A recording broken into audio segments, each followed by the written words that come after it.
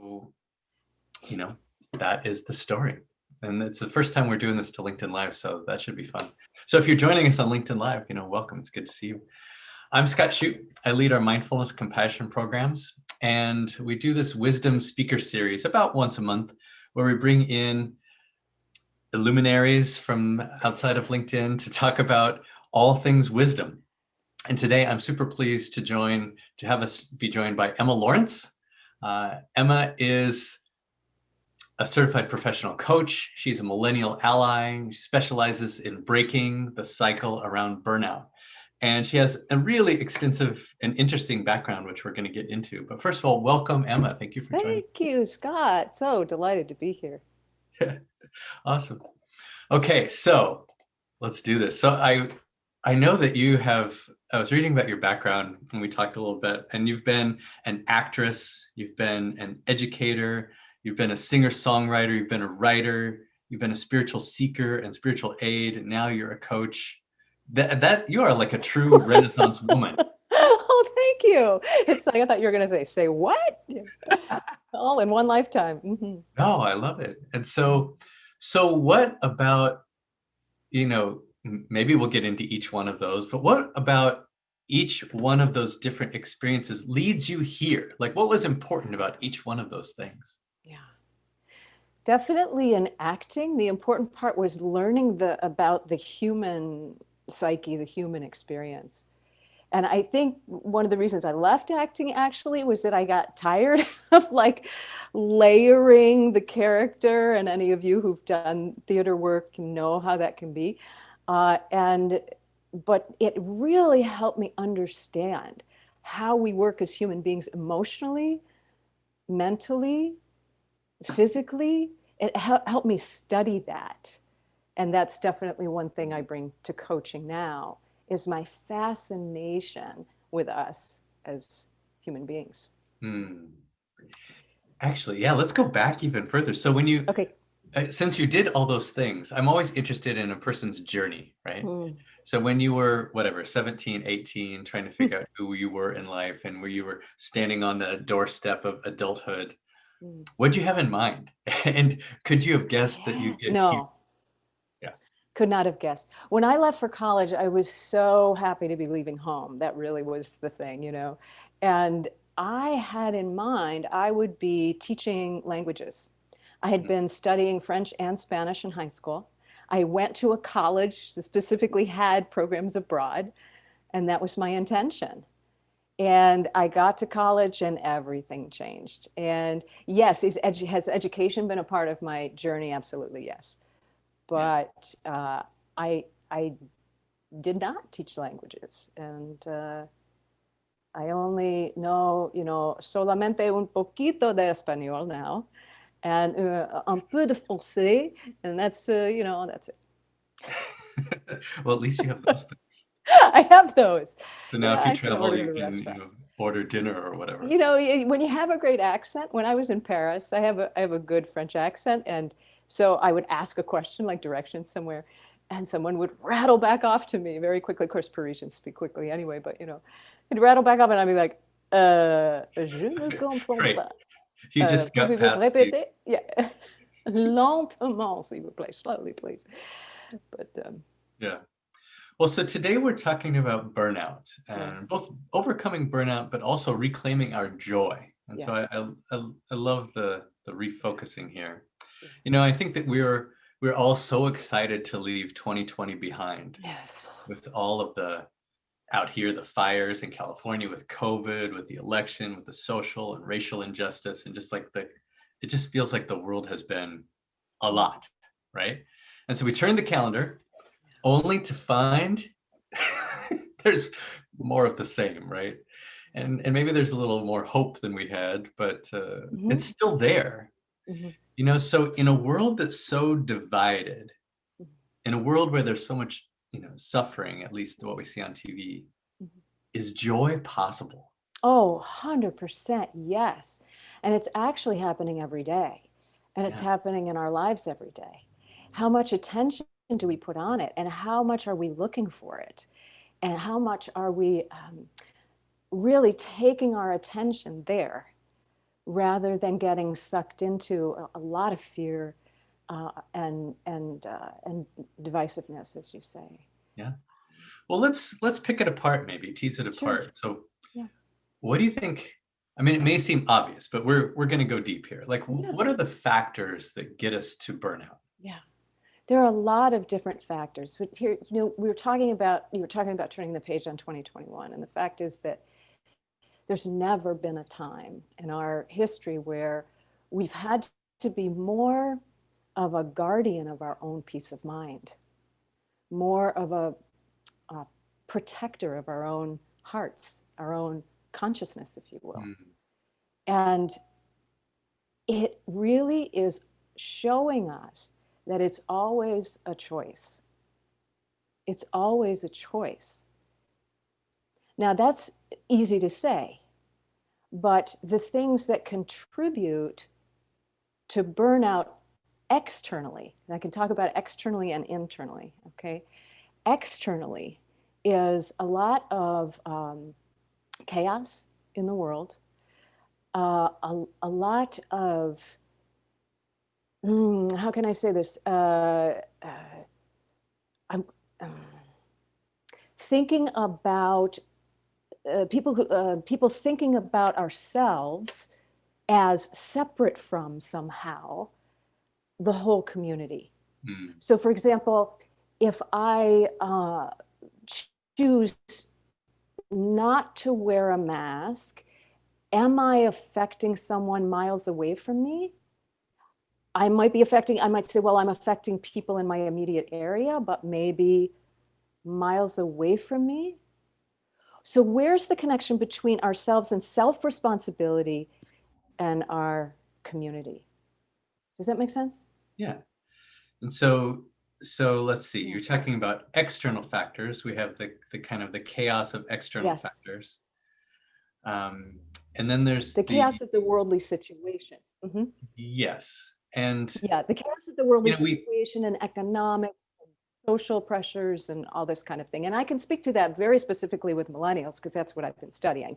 And that is the financial pressures of the student loans and the social pressures of feeling like they have to look perfect on social media and document their lives in this certain lovely way, or feeling like, gosh, I want to serve the world, but I feel like I can't even get my own life together, let alone, contribute somehow. mm-hmm. So there's these external factors, and then I think those are easier to see, right? We have, and some people are more affected by today's world than others. Some people are totally thriving in today's world. Some people are struggling. And then there's the internal factors, which are maybe harder to see. So what are some of those internal factors that either cause burnout or allow us to move beyond it? Yeah. One of the main things is that sense that what's outside of us is somehow more powerful than what's inside of us. Hmm. So one of my strongest messages has been, there's nothing outside of you that's more powerful than what's inside you. Hmm. You have creativity, grit, intelligence, imagination, heart, vision, all of these things, all of these tools. And you may have used them at different times in your life, but now they're being called upon very strongly. Hmm. So it's a choice again. So it's a choice to say, yes, I'm not burying my head in the sand. I see all this stuff Correct. that's happening outside. And I'm choosing to say that what's inside is more powerful. Correct. That's correct. Yes, exactly. Right. That's almost just a switch. It's almost just it's a paradigm shift. I'm choosing to do it. Yes, it's a paradigm shift. And then comes exploration of how do I do that? How do I harness or bring together everything inside me to this moment? Yeah. And still have a vision of beauty for my life and peace for my life and joy for my life. Sure. And how do I get to that vision? So if you find someone who is feeling whatever the words, overwhelmed, burned out, Yes. done, crispy, Yes. whatever. Crispy fried. Yeah. Crispy fried. Not enough joy. No, not real joy. Yeah. Where do you start with them? I start with joy. Mentioning joy, I do. Yeah, I start with them with joy. It's so individual. Each person, and that kind of goes back to the acting, each character, each person is so individual and so precious. And it needs to be, with coaching, it needs to be, for me, an individual, a kind of a one-on-one, even when it's in a small group coaching. But there are some things that work every time. And number one is joy. And the reason that joy works and reclaiming or reconnecting with our joy works is that joy is a slower burning fuel. Hmm. Joy is fuel for what you truly want your life to be. It's not that kind of blazing fire that can burn you up, which is part of how we get to burnout, right? Is that we're going full force toward, this is very cultural. It's very cultural in America to go full force directly toward whatever it is that your goal is. And if you're not doing that, why aren't you doing that? And, so, but that's the kind of fire that burns people up. It's short-term fuel. It's not long-term fuel. In rocket science, there's the burnout, right? The burnout is when a rocket is launched and it reaches that place in orbit where it's going to go beyond the orbit, it has to drop that fuel container that carried it up to that point. So burnout is not necessarily a bad thing. It might have gotten you where you are, like you're not a failure because you're burnt out. It's just you needed to get to a certain place. Okay, so now you're at that place. Now you can leave the orbit to go to where you really want to go, but you got to jettison that empty container, which is that burnout, the habits of burnout, if you will. Cool. Well, let's start talking about the recipe a little bit, right? Sure. So I get that what got me here may not get me to the next place, right? That's right. I'm going to let go of this empty shell that got me from, to the first level of space. Yep. What are those things I'm letting go of?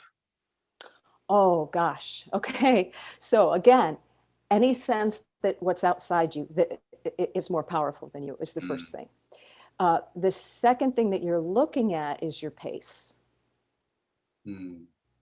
Most burnout happens when people are trying to, in a sense, outpace themselves. It's like we all have a natural rhythm. And if you try to push or go faster than that natural rhythm, life is going to tell you, can't do it. Yeah. Pace is really important. Rhythm is really important. Knowing your own rhythm is really important. And when you talk about recipe in terms of rhythm, I have been studying different rhythms, how people work with life, and how that linear approach that I just talked about, where, okay, I've got my goal and I'm going direct for it and I don't care what's in my way and I'm going to, plow through whatever obstacles because that's what a good soldier does or whatever, not everybody is linear. Linear is a great approach if you're taking out your trash. For example, you got to bring your trash from the garage or wherever you are, to the corner. Okay, but you may feel like you're going toward a goal, but you're going 2 steps forward, 1 step back. And you may say to yourself, oh my gosh, I'm such a failure. I can't reach my goal. But you're not a failure. You just may not be a linear rhythm person. So we drop things, including being aware of our pace and our rhythm. Yes. And then when we think about joy, I mean, sometimes joy is the hardest thing to think about when we're feeling so crispy or burned out, right? So where do we start? Yeah. By considering what has brought you joy in the past. And I'll tell you that I'll give you just some examples. And it's one of the first questions I ask people is what do you love? What do you love? What do you love to do? And it's surfing or rock climbing or painting or music Yeah. or connecting with friends or cooking Yeah. or, and, you know, and I ask, well, is that something that's in your life now? And of course, almost always the answer is no, or it's just not in that person's life quite enough to support them. Mm. So, okay, can you find just 5 minutes today Yeah. to pick up the guitar, to Yeah. pick up the paintbrush, to go out walking in the woods, to write a poem, to play with your dog, Yeah. you know? Actually, I want to make this real for people. We have, 130 people here on Zoom. We have more on LinkedIn Live. Put in the chat, what is one thing that sparks joy for you? Right? Because then everything we talk about can be framed for Absolutely. you around that one thing. So if we were all in the room, you could tell us, here we go. Yeah, let's see Yeah, it. community, yoga, writing. There we Yeah. go. Dance, My my puppy, puppy. I can playing sing, singing. tennis, Pilates, working out, playing Yeah. piano, cooking brother. I Cooking. love it. I love it. I love it. You I guys know. love it. Cats. I love the kids Yeah. being outdoors, being outside. Beautiful. And a lot of these things I think we find would be common themes, right? Yes. It's Yes. either something with reconnecting in nature. Yep. It's Big one. some expression of my creativity, whether it's cooking Yes. or guitar or whatever. It's connecting with loved ones, whether it's a puppy or a spouse or children or whatever. Yes. Yeah. Yes. A lot of those are the themes of it. Okay, so let's rewind then. So thinking about for each of you, the thing you've put in there, and Emma, what I heard you say is like, can you just take 5 minutes? Yeah. Can you just, reclaim that part and reignite it? Yes. So it doesn't have to be a big No. thing. No, it needs to be consistent, Scott. It's the Mm, consistency. It's not, it really isn't the amount of time. It's the consistency, because if you're consistent, the amount of time will increase naturally on its own. mm, It will. yeah, that's nice. Yeah. Okay, so is it as simple as that? Right. So what I heard so far is like, first I'm going to make a choice, and the choice Yep. is what's inside me is bigger than what's Yep. going on outside of me. Yes. Yes. Yes. And two is I'm kind of gonna, like a lighthouse, I'm redirecting my attention Yes. to something that gives me joy. Yes. Is that it? Yes. What Yeah. else? There you go. That's pretty good. Yeah, it's pretty good. It depends on what you want. Once you have reclaimed yourself and your own freedom of choice, then it depends on what you want. Hmm. Again, pace factors in. When you begin to do what you enjoy consistently, your pace is going to shift. It's going to shift because you're bringing in a different energy to your life, an energy that is not burnt out, an energy that is sustaining you. This is sustainability. This is long-term sustainability. And then the step that's next is the inner guidance step. Hmm. To find a way to get quiet enough to hear your own inner voice. Hmm. That's what I've found is essential Hmm. to shifting to wherever you want to be from this burnout place into where you want to be.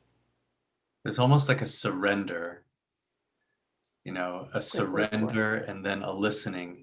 Is this, I see Sudha asked a really good question, which Yeah. I'll interject here. Is there an intermediate step of around accepting where you are, Absolutely. before, then being able to move on to this place of joy? Absolutely, yes. I was talking with someone a couple of weeks ago who does a 12-step program. And she shared with me that in 12-step, there's awareness and then acceptance and then action. Hmm. So it's, oh, I see myself, burnt out. Mm-hmm. Great, you know. Yes, the self-acceptance, and this I think Scott ties into the work that you do too with compassion. Mm-hmm. It's key to have that self-compassion and self-acceptance to be able to allow the shift to take place. But if your whole self isn't accepting, you know, it's not a perfectionist thing. You can just say, okay, I'm accepting as much as I can. Accepting acceptance, Mm-hmm. you know, Sure.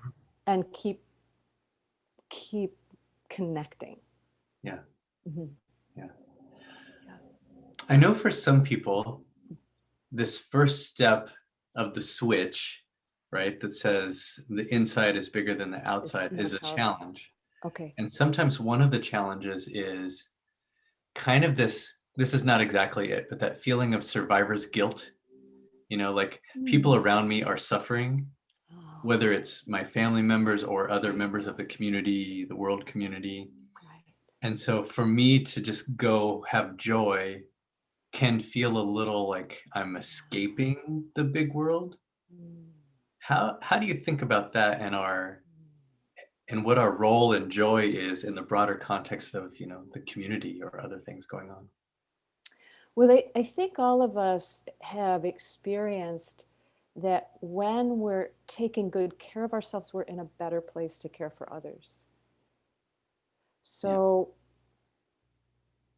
the joy as fuel becomes a way to get a little bit of distance. It's not don't empathize. Oh my gosh. I mean, compassion is key in our world and in ourselves.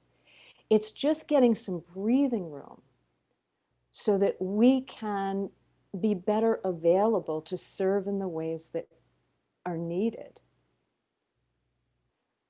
Uh, I had a friend once who said, back when I was having a really hard time, she said to me, Emma, I don't know if I should join you in your suffering or if I should stay where I am and just hold the space for you to be able to Yeah. rise up, if you will. Yeah. Yeah. I think that's right. I think there's a story I believe the Buddha told about empathy, right? And not that this happens in today's world, but you see a person who's been trapped by a rock, right? The rock has fallen on them and they're in pain. Well, if you're empathetic, you feel that same pain. And if you're really empathetic, you feel it at the same level they do, to the point where you can't do anything.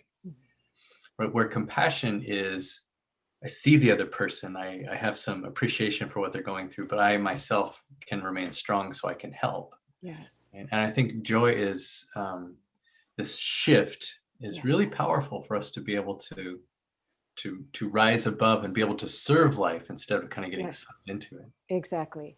Exactly. Instead of Um, being under the rock. Yeah. Instead of being under the rock. Yeah. Shannon asked a really good question to Yeah. tease this thread out. So for some people, this idea of burnout and exhaustion is totally debilitating. And even the ask of finding joy seems daunting. Mm. So what do you say to the people Mm. who struggle even to get to this point of Mm. thinking about it? I don't say anything, I listen to them. Mm, You know, if someone is that exhausted and that overwhelmed or anxious or depressed or panicked, I see these things all the time. mm, And that is the thing about coaching. I mean, we're talking here today, so I'm talking, but I spend most of my time listening mm, because inside of each person are the answers. The answers are right here, they really are. But if you can't be fully heard for where you're at, how are you going to have the space to even see those answers or like we said, to connect with the joy? mhm. I'd listen. Yeah. Dr. Tumas is joining us from the UK. Hi, Dr. Tumas. He says, do you have any more specific advice for healthcare workers, nurses, doctors who are excessively stretched now, Oh, emotionally and physically?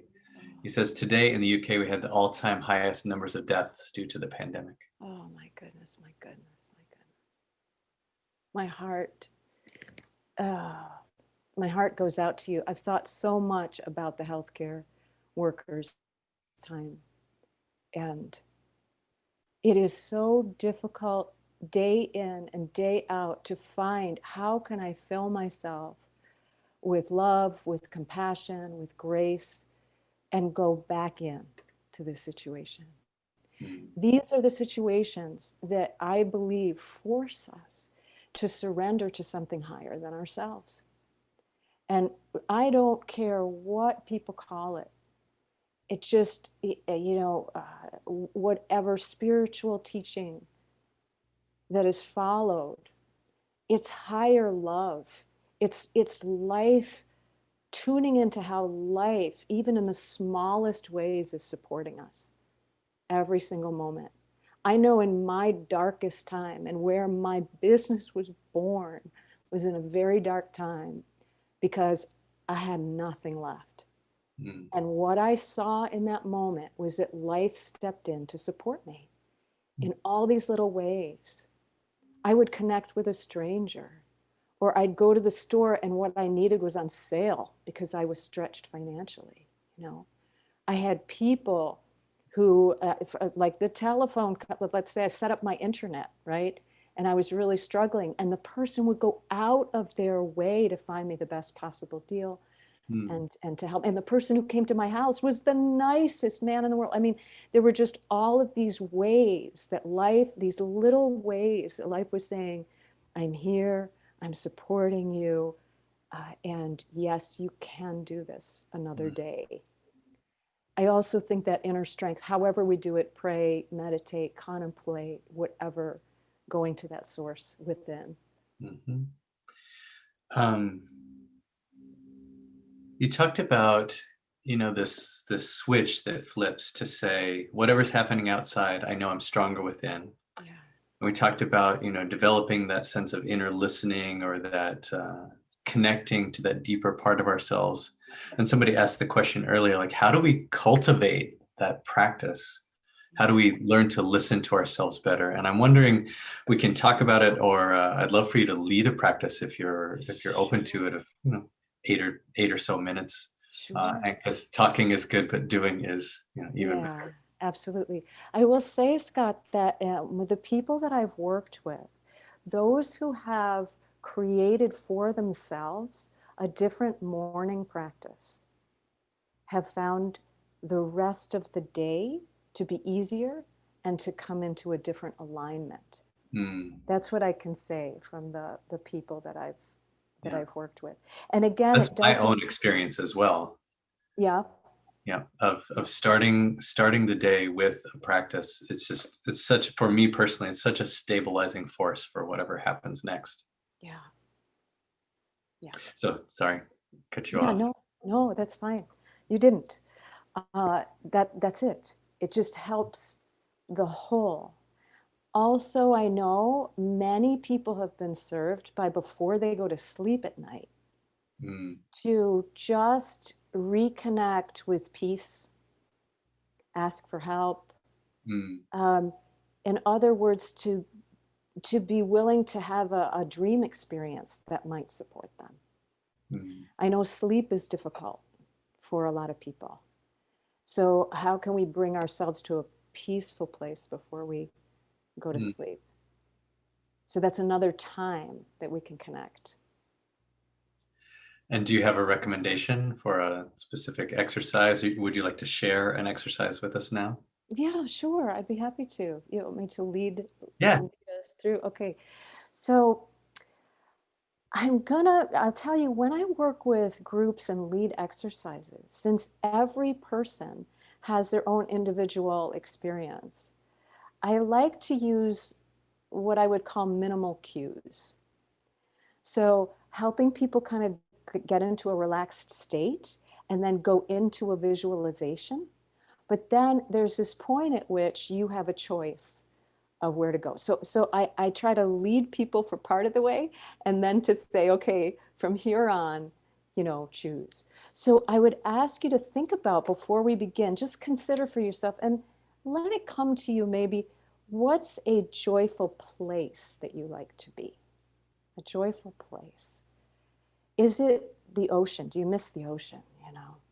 where the waves come crashing in and the sandpipers are running, it looks like they're trying to not get their little feet wet, on the sand, or dogs might be running on the beach, or a beautiful blue sky and breeze in the salty air, Or are you a top of the mountain person where you want to look out over that vista and see the mountains in the distance and the landscape, see the eagles circling around and feel that expansiveness and freedom? Are you someone who loves a forest where you can smell the pine trees and hear them crunch under your feet and see the light, the dappled light come in through the trees? Are you someone who loves your garden with all the fragrances of the flowers and the earth in your hands and maybe a fountain? So you can go anywhere you'd like to go. And as we just sink in to whatever place it is that is our joy, you might take a moment to let your shoulders kind of drop down and take a breath. And if your tongue is kind of stuck to the roof of your mouth, to let that drop down behind your bottom teeth. To let your body be heavy and focus your attention on the inner screen of imagination. Allow yourself to walk down a country road. Maybe there's a pasture with beautiful horses on one side, magnificent beings. Maybe there's a meadow of wildflowers on the other side. And as you walk, you see a gate ahead of you. And when you unlatch that gate, you walk into your most joyful place.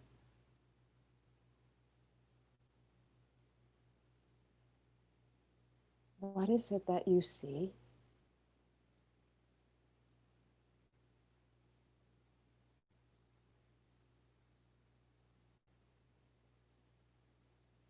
What is it that you hear?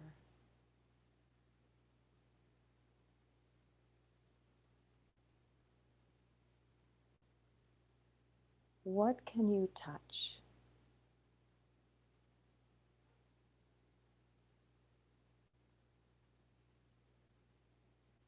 What does it smell like?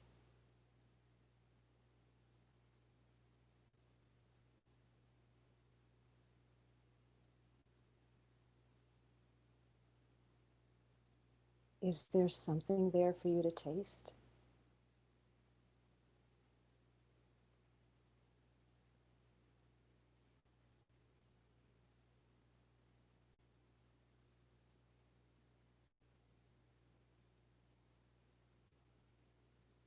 And as you explore this joyful place, would you like to invite someone to join you there? A loved one? A pet?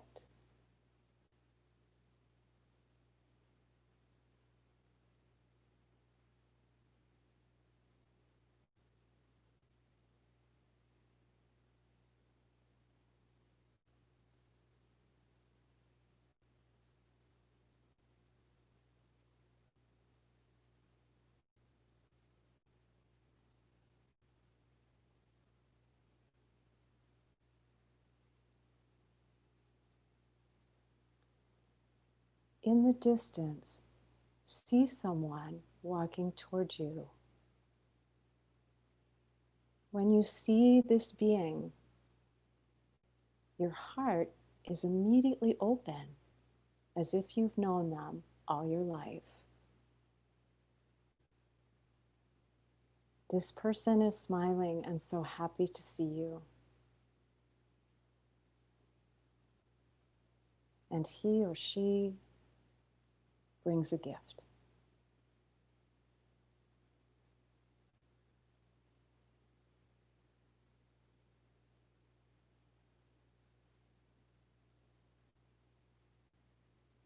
The gift is handed to you.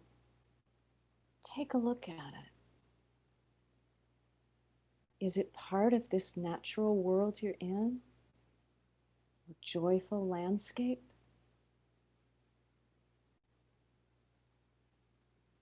Is it something you've never seen before?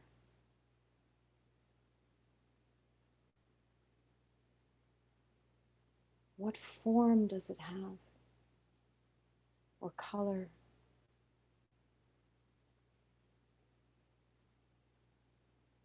It's your gift.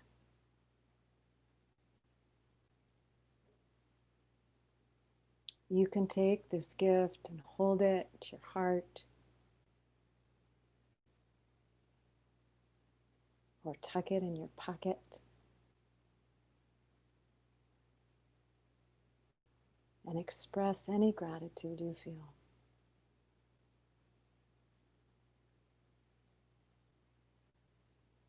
For this is what will remind you of your joyful landscape.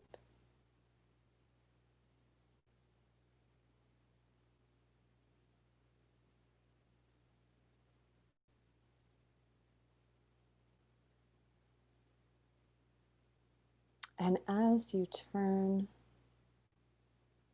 to walk back toward the gate where you came in, you can feel this expansiveness, this happiness, this gratitude for the time spent in joy, in peace.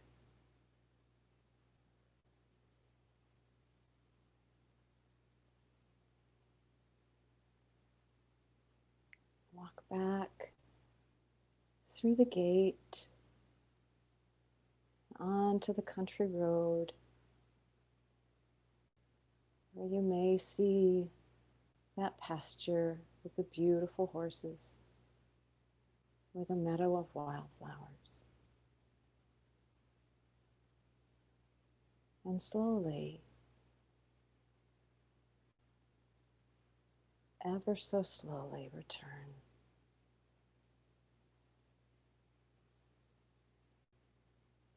to this time and this place and this breath.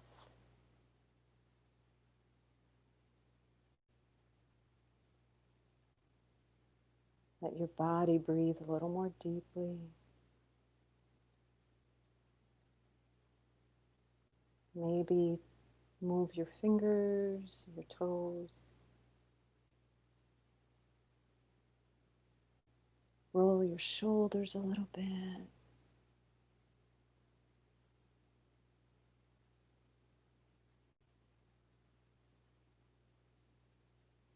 Maybe let your eyes open and your gaze just be soft.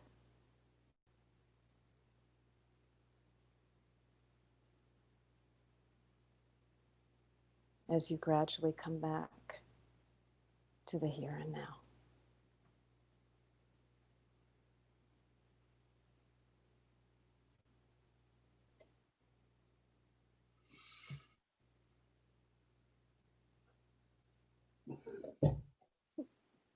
That's great. Thank you. You're welcome. Thank you, thank you, thank you. Mm-hmm. Hey, Scott. Sorry. Go ahead. I just wanted to add that that's an exercise of visualization. So it's kind of working with the light, if you will. Some people enjoy working with sound. And the word hue is the word that I've used. I think you have too, Scott. And it's a sound that can also help you to heal or travel in your imagination. Mm-hmm. Super powerful. Mm-hmm. Thank you. Yeah, about 2/3 of the way through, I realized that I needed kind of myself back out of my vision because I was going to be gone and not be of any further use for this show. So that was fantastic. Oh, thank you for coming back. Yeah. All right, you guys. What questions do you have for Emma? We'll open it up here in the chat here in Zoom. And if somebody's minding the LinkedIn Live, if there's chat there, if Shannon or Chris, if you could let me know what's going on there, that would be great. And while we're waiting for our friends, let's see. I know that one of the things, well, actually, my question is, what if we're able to get joy for ourselves, but we see other people, still struggling? How can we be an ally? I believe the best way is to listen first. And that might be listening to the person talk, but it also might be just paying attention to what they need. Maybe it's something as simple as helping to shovel the driveway or, bringing food. But listening either to them as they pour out how they feel or to life, to say to life, I'd like to support this person. Can you show me how? That opportunity will come. Nice. Yeah, I like this. It starts with this belief, kind of you started with this switch, right? This belief Paradigm shift. that I'm powerful inside. The answers are inside. It's more powerful than the outside stuff. And that includes this idea that I can find the answer to that question. Right? Yes. And so just simply getting quiet and asking and listening and believing that the answer is going to come, I think is incredibly powerful. Yeah. Sudha has a good question here. Pleasure can be a very seductive distractor from joy. Correct. And how do you know the difference between the two? Gosh, that's beautiful. What a great question. Joy is for me, I would say joy is the permanent fulfillment, whereas pleasure is always temporary. Yeah. And then, so it starts with awareness, right? Awareness of maybe I'm binging on the news to find out what's going on in whatever in Washington. And that's hitting some sort of dopamine cycle in my brain, but that's not joy, right? No. So recognizing it first. Right. What's lasting? Yeah. That's what we're talking about. What's permanent, what's lasting? Yeah. Jen has a good question here. What thoughts do you have regarding a culture of overwork as, sometimes it's a badge of honor? Yes. Like, yes. I stayed up really late last night or whatever. We start in college. I pulled it all night. Yeah. We do. Yeah. So, thoughts about that culture? Yeah, the idea of it, right? Of wearing overwork as a badge of honor. Yes. Right? And that could be applied to anybody's culture or anything. Like I think we're sometimes like somebody asks, I used to fall into this trap. Somebody would ask me how I'm doing. I'm like, oh, I'm really busy. And it just became my identity. Your thing. Exactly. So miserable. So why would busyness be a badge of honor? To me, this ties into the self-worth issue, that we all have. What makes us valuable? If we feel that what makes us valuable is achievement or usefulness, I grew up definitely with that. Achievement and usefulness means I'm of value. Otherwise, I'm not. Which is a lie. So I think the overwork thing is is partly that, the self-worth. Mm. And in what do we gain our self-worth? Is it possible for us to know that we, by virtue of being alive, are worthy? By virtue of being alive, not having to do anything to earn that basic worthiness. Mm. Yeah. Again, as part of that choice and awareness. Um, Christine asks, how can you change your behavior related to burnout without changing your role? So it sounds like there's almost an assumption that we have these roles. We can't all quit our jobs and, you know, live in that world of bliss, but how do we change our behaviors?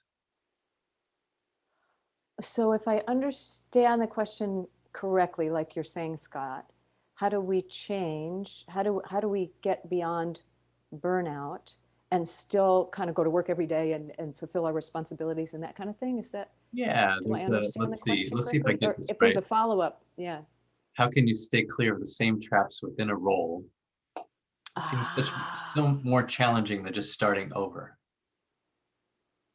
So in other yeah. words, Go ahead. In other words, I'll try to rephrase, and if I've got it wrong, please let me know. But I think in life we fall into these patterns. It could be a yes, pattern of the role that we're in, or a yes, relationship that we're in, or just the patterns that have been built up over all of our years. yes, And there's something about the act of changing where we almost crave a fresh start. Like, wow, if I could yeah, just wipe the slate clean, I could start right, over so much easier. right, But right. oftentimes we have these set patterns that aren't quite done yet that we can need to continue to live in, whether it's a role or a marriage or a whatever. And so how do we, without having to change all the structure of our life, how do we start changing Yes. our behavior that is in it? Yes, okay. So identifying the behavior, like you said, the awareness of it. Now, this is a beautiful thing, okay? Because this is where the rubber meets the road. This is really where the rubber meets the road. If you're aware of behavior that's not working for you, no, you don't have to wipe everything away and just and start over. I was talking with somebody who said, I move every 18 months. Why am I moving every 18 months? And it was this thing about like, getting agitated after living somewhere for a year and then starting to create something new, start to create something new. No, that it doesn't have to be that way. Um, Once you're aware of what that self-defeating behavior is really, you can open up to that the solution that's presenting itself now and do it one day at a time, one incident at a time. That's where the real growth happens, when you can persist. Again, it's the frequency of it that changes things, and Yeah. then the outer stuff, the bigger stuff can change. And it kind of fits to, I'm seeing a note from Dr. Tumas here about sometimes it's just the pressure of the outside world. So Yes, he's saying, you know, yes, burnout's often a question about your workplace or leadership culture, yes, not just your people. There's almost always an element of unfair treatment or unmanageable workload, yes, or lack of clarity, etc. yes, yes, You could yes, take the same thing to say about any outside force, right? yes, that's right. And all of this, it seems to me what you're saying is it starts with a choice. We may not be able to change our workplace or Right. our Yep. culture that we live in or the culture we work in, but we can change us. Yes. And when we change us, Scott, when we change us, we will be changing Yeah. the whole. Yes. Absolutely, Cool. yes. Yes. All right. Lots of people are having the same thoughts here in the chat. I'm just Yeah, yeah, um, very cool. yeah. It's this thing about that is the hard part, which is the self-responsibility. Mm, And I get it, because there is that sense of this is unfair, or I've been betrayed, or this is an impossible situation. And I'm not saying that's not true. I'm saying that ultimately, that's a gift for us to see where our strength lies. mm, It's a challenge to us to see what we're made of. We mm, are made of such greatness that sometimes we only see. when we are really up against the wall. You I know think that this is, quote go, from please go from ahead. that quote from Eleanor Roosevelt, uh, that a woman only knows how strong a woman is like a tea bag. She only knows her strength when she's in hot water. Yeah, You yeah. know, And for me, this feels like the summary of 2020, of, or whatever it is we're going through. Um, because if you look at the outer situation, this is not something that any of us would have chosen. But I see the changes that are happening within people, right? The kind of the trial by fire. They're becoming stronger. They're turning within.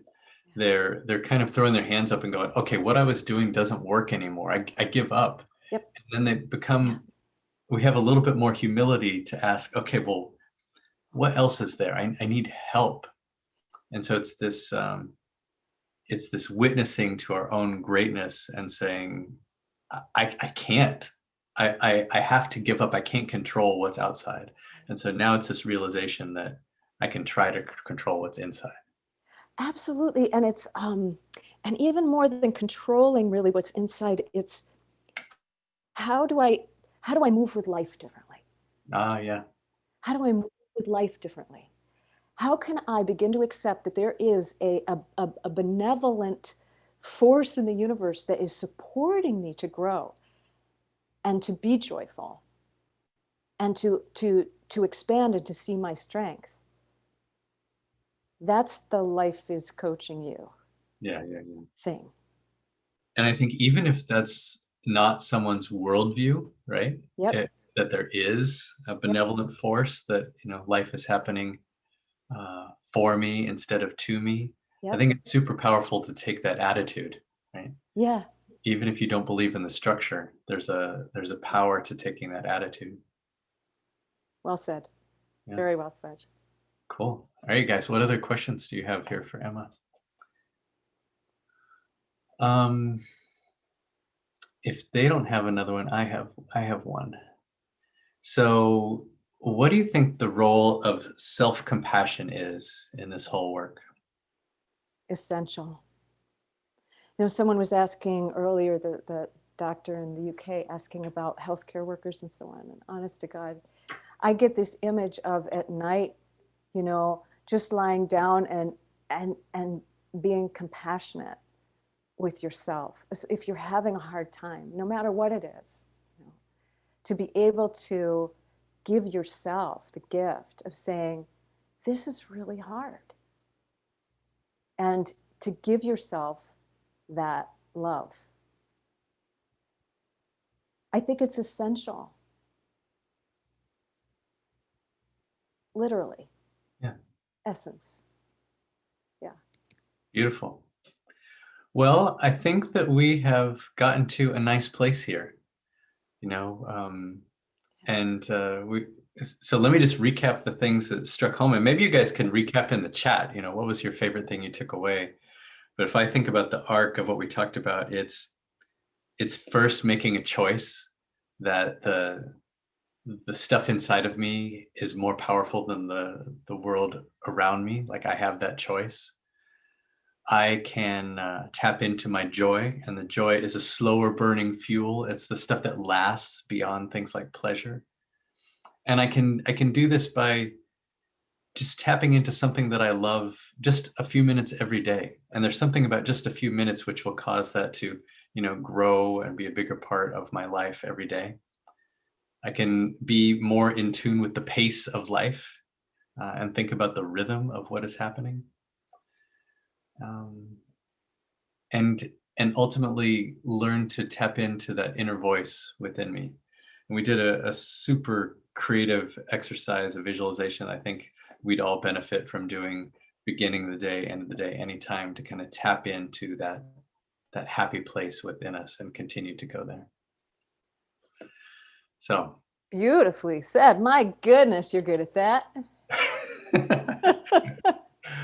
well, thank you, Emma, for your gracious Welcome. time today. I appreciate it. And thanks to everyone who's joined us Thank you, here everybody. on Zoom or on LinkedIn Live. It's been great to see you. And feel free to reach out to either Imme or myself on LinkedIn if you have any further questions. And we'll see you Absolutely. next time. Okay. All right, you guys. Thanks Thank very you, much. Scott. Thank you. All right. Take care, you guys. Have a great rest of your day.